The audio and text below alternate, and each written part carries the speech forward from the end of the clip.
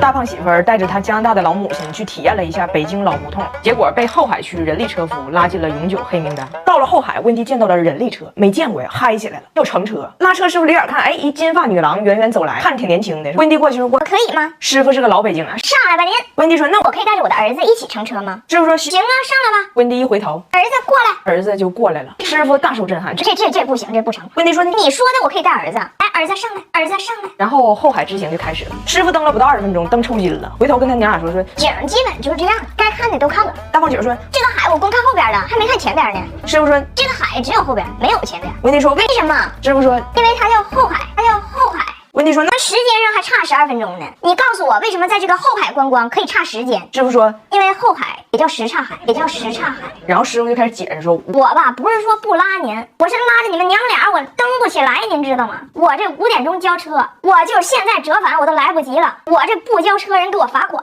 一听罚款这个词儿，温迪抽了。什么罚款？我说温迪啊，温迪，冷静，呼吸，罚他，不罚你。大胖姐说：“你还不了解他们，他就听不了罚钱这个词儿，一听着钱从兜里掏出来，哎，这个动词他就要嘎，重度焦虑。他不管是谁的兜，这么说吧，就是国民消费总值每1块钱的涨幅，都是从我妈命上压过去的。那英国女王在世的时候，明明有马，又买了一匹新马，这女王3月没说话，3月没说话。然后温迪就说：“师傅，赶紧5点之前杀回起点，我可以下车，你别被罚钱，赶紧回去。”师傅就说：“真不是我不拉您，主要是您说您有一儿子，我心说也成，谁成想，嚯，太大了，您这儿子太胖了，您儿子，您让他下来，我管他叫爸爸。”大胖媳妇在后边。我呀，温迪冲他儿子都不是你的错，你太沉，让人家罚款，去，你拉师傅走。于是大胖媳妇和拉车师傅对调，把他的母亲和拉车的师傅拉回了原点。是谁教你这样？Hello， 你好。Hello， 你好。劳驾，您呢？师傅坐在车上，旁边坐一温迪，旁边别的师傅路过，他还跟人解释呢。真没辙，这儿子太大了，这儿子太胖了，他回来之后，温迪被刺激了，就非常不理解，说我在加拿大是 XS， 我是小号，怎么在这儿就被识别为胖子了呢？于是开始疯狂锻炼，拉着他儿子把能用的健身器械全用上了，天天练。他俩虽然都用，但是都胖了。儿子是所有健身器材都躺着用，不好好练；妈妈是练是好好练，练完吃1桶冰淇淋。所以不怪这些器材，器材是好器材。所以我现在就要把这些健身器材都放闲鱼上卖了。我看很多人都在用闲鱼 APP 卖闲置，幸亏有它，什么电子跳绳、筋膜枪、什么滑雪机、什么这个呼啦圈，还有这3个肌肉大胖媳妇婀娜身姿的拍立得，10几样，通通10块钱出掉，全部断舍离。上闲鱼搜张彩玲就可以带走这些科技与狠活。我告诉你们实话，为啥要卖啊？这是我爸让的，我爸受不了了。我爸天天早上做饭，他就在门口练，给我爸整的怪不好意思，进厨房都不敢出来。温迪还经常拉着我爸说：“哥哥 ，come on， 要不要跟我一起锻炼？” Come here, join me. Bye. 我爸说：“不搞这个，不搞这个。”不搞这个，不玩这个。大胖媳妇到底是凭借着一己之力把我们5·1调休制度给搅黄。关于这个调休制度吧，大胖媳妇一直是非常不理解的。这不马上5·1要放假了吗？她本来是万分愉快，突然听说要在你放假的前边和后边把你放的班给补回来这个事儿，她崩溃，无比懊恼，来我们公司问我：“你确定你也要实行这个招别人在背后骂死你这个机制吗？”我说：“全国都这么调休，那我们肯定也这么调啊。”他就疯了，他说：“你看啊，放一个5·1，把后边的假期给提前用了。从你的角度来剖析啊，你就这么想的，我选择哪天放，别人就得哪天放。后边的假期，哎，你提前给我，后边就不给你了。”不可商榷。那如果是这样的话，你的同事现在也可以跟你提出要求，我选择今天发我后边所有的工资，你就把今天到我60岁的工资提前给我，后边我也不管你要了，不可商榷。他还来劲了，就继续无限类比啊，给我整的骑虎难下的。他说：“这还好比昨天不让你吃饭，明天不让你吃饭，今天就使劲吃，往死吃，不吃不行。昨天不许上厕所，明天不许上厕所，今天就使劲拉，往死拉，不拉不行。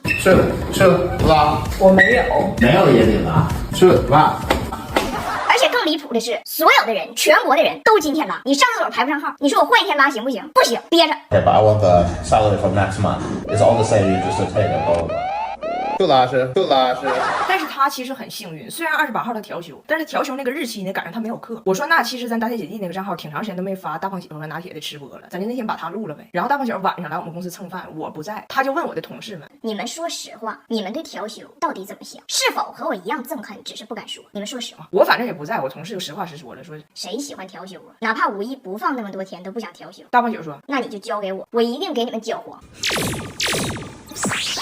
第二天他的确把调休给搅黄了，但是因为张大铁告状也到底是露馅儿，最终我在家跟他斗智斗勇，同事们得以轻松放假。我还送了他们一人一瓶理肤泉光电霜，这抗老面霜是我最近独宠，加班皮肤状态差，上妆还卡纹，用完紧致饱满多了，雪绒质地，乳化透明，肤感好，光速新生科技的有效抗老还得看它。咋搅黄的呢？第二天早上他跟我说他有病了，哎呀，胃难受，肚子疼，肠胃炎，不能起床，更不能吃播了。我当时我是稍微有点不太相信，因为我认识大胖媳妇这么多年，她得了任何病也从来没拒绝过吃。我好几次推门而入，想抓她个没有病的现行，但是好像她真有病，就搁那躺着，直到张大铁告完状，我再进去。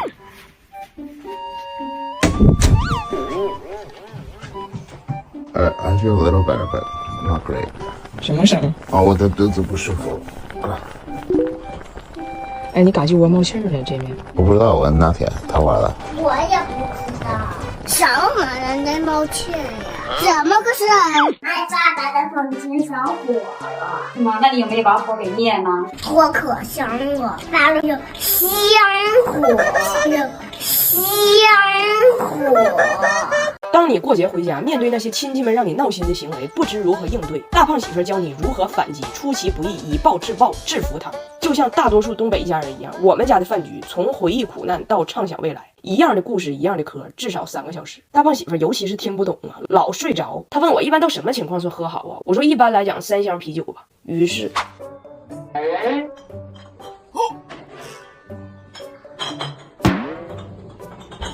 在干嘛？需要帮忙吗？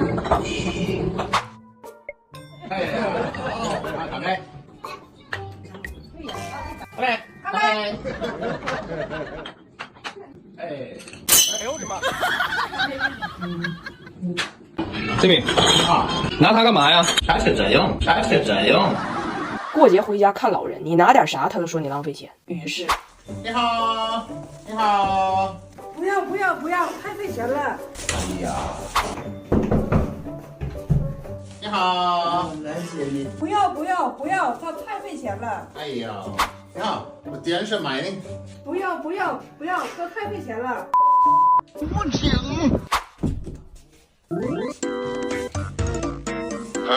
孩子放着我看看。